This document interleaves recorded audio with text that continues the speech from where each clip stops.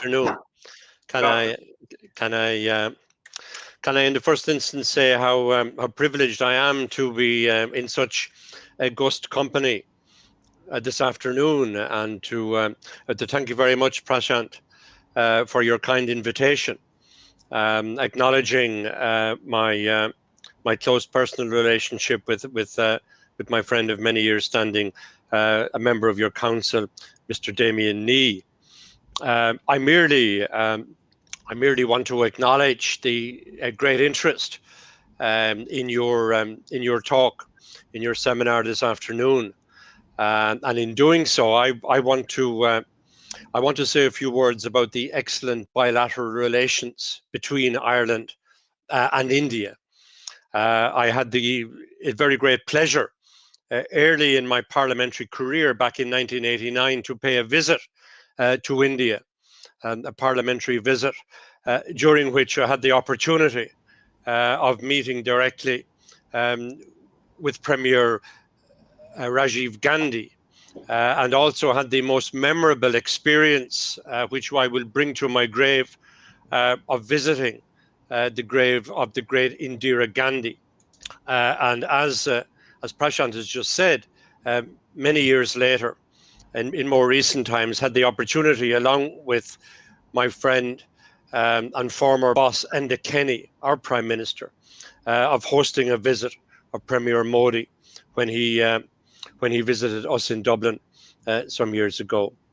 I want to acknowledge the great contribution made to Irish society and the Irish economy of the 45,000 people who comprise the Indian community in Ireland, and in particular, the fact that 20% of our health service executive staff comprise doctors and nurses and healthcare workers of Indian ancestry and origin. And during these very difficult times of COVID-19, which of course is responsible for our not being together around the table this afternoon, I want to acknowledge in particular the work of Indian nationals towards the battle against COVID-19 in Ireland. It is a challenge, and we all hope, both in Ireland and India, irrespective of our constitutional similarities or otherwise, that we can use our laws and our society to very good effect in defeating COVID-19 from our communities. I'm very pleased as Minister for Justice in 2018 to ensure, by way of order, that access to the labour market was somewhat eased for spouses and partners of those engaged in our critical skill employment permits for Ireland, which covered many healthcare workers from India, ensuring a greater level of access, a greater ease of access for spouses and partners, and the removal of the need for re-entry visa for those holding a GNIB card here in Ireland. And similarly, as Minister for Justice, I was very pleased, in conjunction with the Police Commissioner Drew Harris, to introduce a directive for the wearing of the turbans in the Garda uniform, our police uniform. And only last week, I want to acknowledge the entry into our police force as a reserve of Mr. Ravinel Singh Oberoi, the first member of the Irish Police Service to wear a turban. And I want to wish him well in that regard. I want also to acknowledge the 5,000 Indian students across Ireland, many of them making a huge contribution to our academia, our economy and our society, mainly involved in postgraduate IT studies, in medical studies and in science. And it is my hope that many of those highly qualified Indian nationals will make their home with us in Ireland. Although I'm sure that practicing politicians like myself in India would wish that they would return home to India, having honed their professional skills in Ireland. In any event, I merely want to say that we have excellent bilateral relations between Ireland and India, and it's days like today that we reflect on that relationship and that we agree to intensify what is a very important relationship on the world stage. As Minister for Foreign Affairs and again as Minister for Justice, I was very proud of the engagement between Ireland and India on the world stage, particularly our membership of the United Nations. Ireland and India both took up seats on the non-permanent members of the UN Security Council for 21-22 on the 1st of January, a few short weeks ago. The approach of Ireland will be underpinned by three core principles: building peace, strengthening prevention, and ensuring accountability, in line with which Ireland has identified specific priorities, including improving peacekeeping mandates, highlighting drivers of conflict such as climate and hunger, and promoting respect for international law and accountability under our respective constitutions, improving humanitarian access in Syria. And I want to acknowledge that India has begun its 8th term as a non-permanent member of the UN Security Council with the stated objective of raising its voice against terrorism, speaking for the developing world and bringing human-centric inclusive solutions to matters of global peace and security. And in that regard, again, I want to point out two similar objectives between Ireland and India, that as members of the non-permanent, as non-permanent members of the Security Council, that we can work together with our shared objectives under our respective constitutions. In this regard, I was very pleased as Minister for Foreign Affairs to attend the 30th anniversary commemoration in Ahakista, County Cork, of the Air India disaster caused by a terrorist bomb planted by Sikh extremists in Canada some years ago. And Ireland and India, again under our constitutions, respect rule of law and mandates and condemn unequivocally acts of both domestic and international terrorism. India is the 4th highest contributor to personnel to UN peacekeeping operations. More than 200,000 Indians have served in 49 of the 71 UN peacekeeping missions established around the world over the past 72 years. Peacekeeping is a proud Irish tradition. Since June 1958, not a day has passed without an Irish soldier deployed under a UN flag somewhere around the world. Irish peacekeepers are present in over half of the UN's current peacekeeping operations, and again, I know India shares that endeavour. I want to acknowledge very briefly the situation under COVID-19, where Ireland and India assisted citizens from other countries, including through repatriation flights during the current pandemic. India currently has the 2nd highest number of global infections, 10.6 million. But I want to acknowledge in recent times the great professional work undertaken in India, which now sees a current production of 60% of the world's vaccines, and then again beginning as a nationwide vaccination campaign over the past week under the Oxford AstraZeneca vaccine and the indigenously developed Covaxin. The first recipients will include 30 million doctors and nurses, other frontline workers in India.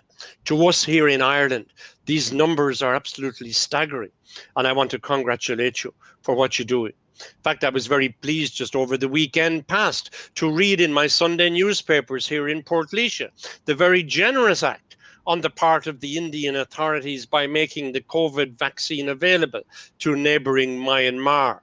And again, as chairman of the Foreign Affairs Committee in the Dublin Parliament, COVID justice and COVID justice vaccine equality is an issue that will be high on our agenda during the course of our year. I want to acknowledge the important points raised by Mr. Justice Thomas earlier, and he's right.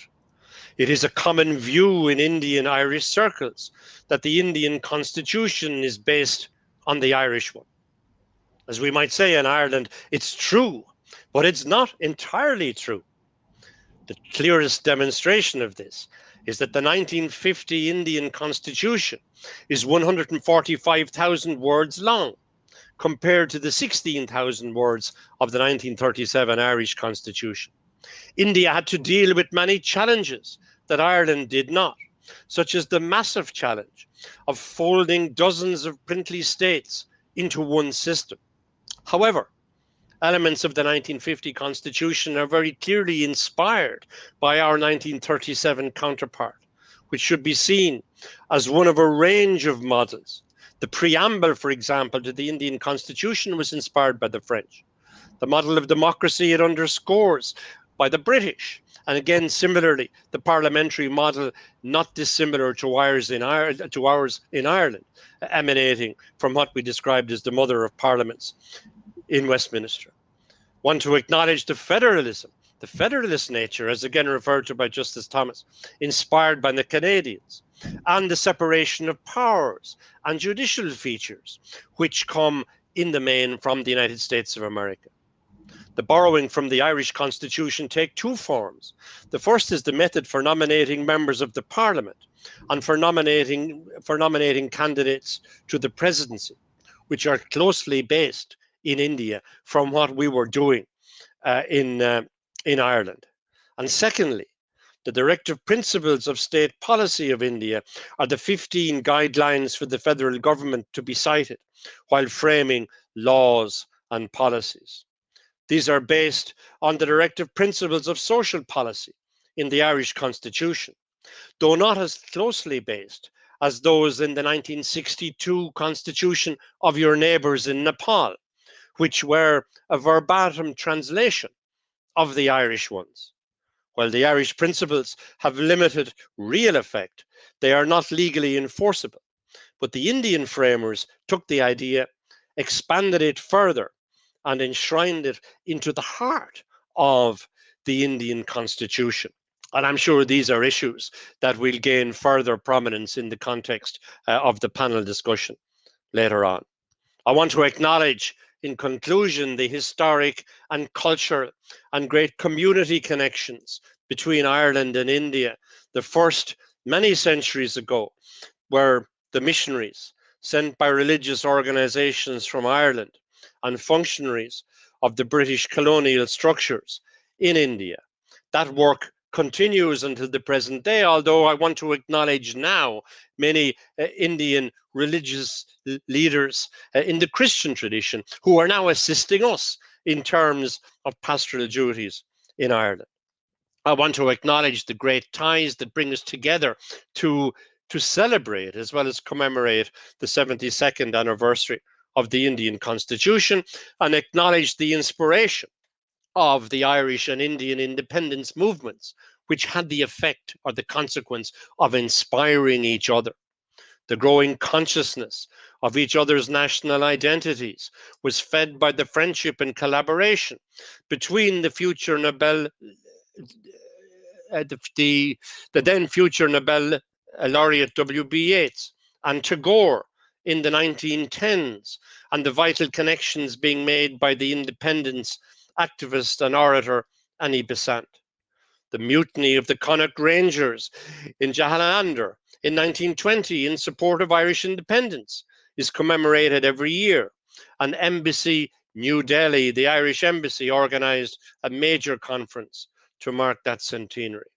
I want to acknowledge Vaharajiri Giri, a future president of India who studied in Ireland in 1910 and engaged with Irish independent movement prior to our 1916 revolution, studying with the great Irish patriot Thomas MacDonagh, witnessing our 1913 lockout, and 3 years later, the Easter Rising of 1916.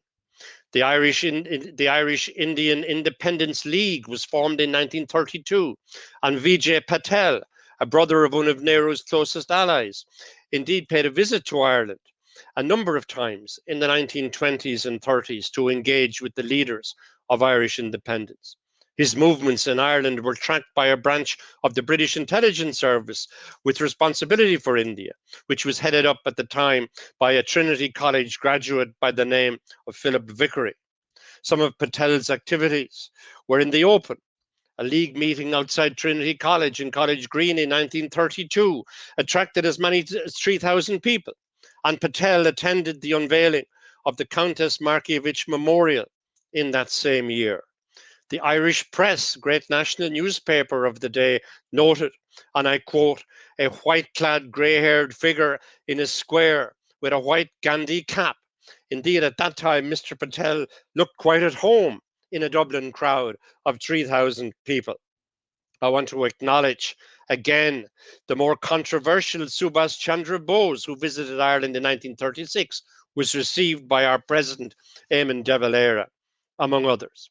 So I merely make these points in order to say that it was no surprise that when the founding fathers of the Indian Constitution sat down with their pens and minds towards drafting a constitution, it was no surprise that they would look to Ireland.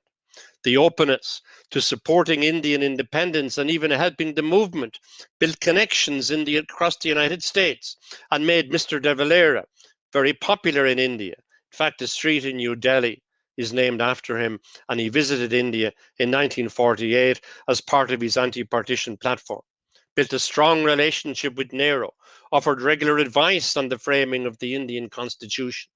During his visit, Nehru hosted de Valera to a dinner with Lord Mountbatten, who was good enough to reciprocate and host de Valera and Nehru to lunch in return. That de Valera was one of the last guests of Lord Mountbatten may indeed have pleased him. So I'm going to conclude, and I'm sorry for running over time, but I was really pleased to have the opportunity of joining you. And on this memorable day of the 72nd anniversary of your Constitution, and having regard to the challenging circumstances under which we meet, you will permit me to conclude with one of my favorite poems by the great Tagore, where the mind is without fear, because I think it's timely for the days in which we now live. Where the mind is without fear and the head is held high, where knowledge is free, where the world is not being broken up into fragments by narrow domestic walls, where words come out of the depth of truth, where tireless striving stretches its arms towards perfection, where the clear stream of reason has not lost its way into the dreary desert sand of dead habit, where the mind is led forward by thee into ever-widening thought and action, into that heaven of freedom. My Father, let my country awake. It was a privilege to join you. Thank you for the opportunity. Congratulations and every good health and success to Ireland and India.